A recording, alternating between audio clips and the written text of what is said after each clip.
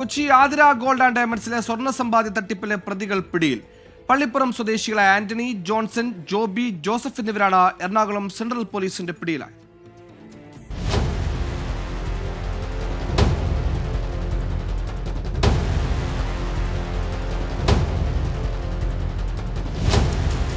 Marine ഡ്രൈവിലുള്ള Athira ഗ്രൂപ്പിന്റെ ജ്വല്ലറിയുടെ ജപ്തിക്ക് പിന്നാലെയാണ് നിക്ഷേപകർ പണം ആവശ്യപ്പെട്ട് എത്തിത്തുടങ്ങിയത്.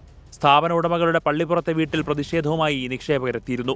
തുടർന്ന് എറണാകുളം സെൻട്രൽ പോലീസ് സ്റ്റേഷനിൽ തട്ടിപ്പിനിരയായവരുടെ പരാതി പ്രവാഹം.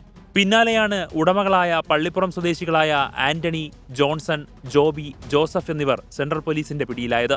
പോലീസിന്റെ പ്രാഥമിക പരിശോധനയിൽ സ്ഥാപനത്തിന്റെ നടത്തിപ്പുകാർക്ക് 115 കോടിയോളം രൂപ കടമുള്ളതായും 70 കോടി രൂപയുടെ മാത്രം ആസ്തിയുള്ളതായും കണ്ടെത്തി. എല്ലാവർക്കും 6 മാസത്തിനകം പണം തിരികെ നൽകുമെന്നാണ് സ്ഥാപന ഉടമകൾ പറയുന്നത്. ഇതിനോടകം 350 പരാതികളാണ് പോലീസിന് ലഭിച്ചത്. സ്ഥാപനത്തിലെ ജീവനക്കാരെയും കബളിപ്പിച്ചതായും ആരോപണമുയർന്നിട്ടുണ്ട്. 24 കൊച്ചി.